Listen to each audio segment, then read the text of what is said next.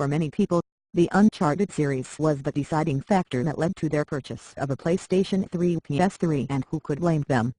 Out of Sony's entire roster of exclusives, ranging from shooters like Resistance and Killzone to more artistic fare like Little Big Planet, the Indiana Jones-like exploits of Nathan Drake resonated most with a generation of gamers who wanted more than the brutal action of God of War, or the super-heroic trappings of Infamous.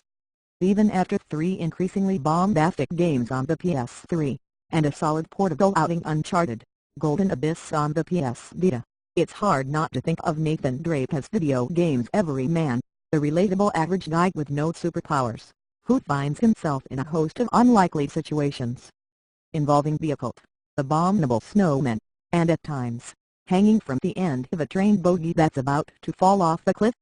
Also see God of War I Remastered review, great for newcomers, but not worth revisiting. However, while the game is one of the most recognizable PlayStation exclusives, developer Naughty Dog claims that a staggering 80% of the PlayStation 4 audience has not played the Uncharted trilogy on the PS3.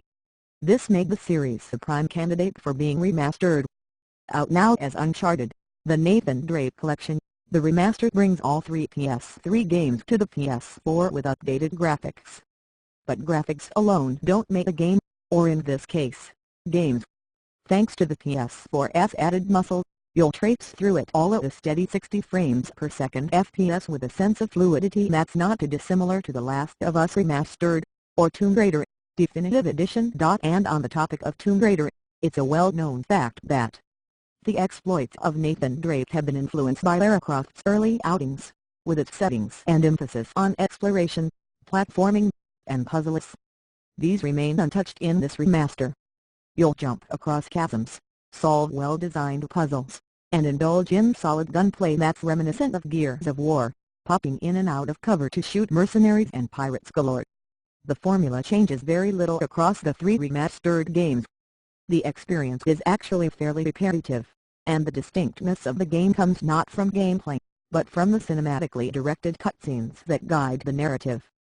Across the games, for the most part you can expect the following: you'll first explore a picturesque location, then solve a puzzle or 2 by activating levers or moving statues, and then deal with the consequences of your actions. These are usually booby traps such as giant, rolling boulders or slowly rising water levels that'll kill you, but move slowly enough to give you a chance to get away from danger unscathed. This is leavened with combat, where you are mostly facing off against a seemingly infinite number of disposable enemies, from modern-day pirates to experienced ex-soldiers. The gunplay is pretty good for an adventure game, and you can crisply duck in and out of cover, taking pot shots at enemies as you go. And the whole game gets tied together with witty banter between characters that still holds up after all these years, and you will watch as an intriguing narrative progresses. Uncharted is a heady mix of elements that work well. You never feel that one part of gameplay is favored over the other, and you're always moving forward. Suffice to say, the gameplay and controls in Uncharted, the Nathan Drake Collection, are as competent as they were when the first game released in 2007.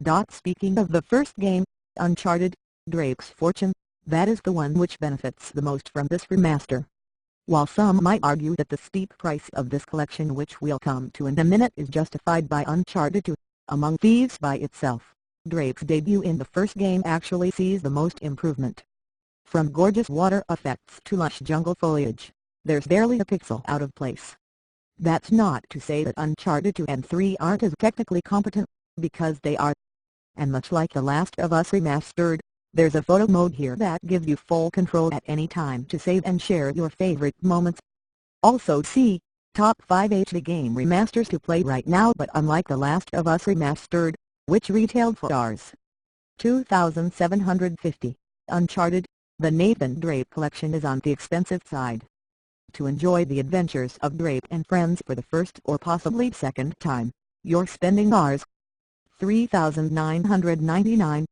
If you own a PS3, you can pick up all 3 games at around Rs. 2,844. Plus there's no multiplayer in this collection, unlike The Last of Us Remastered, or discernible gameplay editions like in Gears of War Ultimate Edition. Though one advantage of getting the remaster is that you do get access to the Uncharted 4 multiplayer beta when it hits later this year.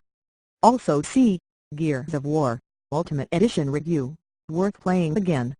In terms of additional features, there's very little new.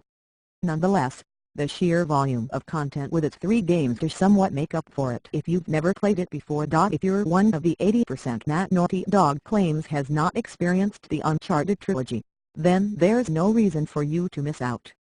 Though if you have played through the games before, then the improved graphics and frame rate are nice additions, but not nice enough to make it worth spending hours. $3,999, just to check the games out for the second time. We played Uncharted, the Nathan Drake collection on the PS4. It retails for Rs. $3,999. Pros: looks good, smooth thanks to improved framerate, gameplay is intact. Cons: not much value for fans, expensive.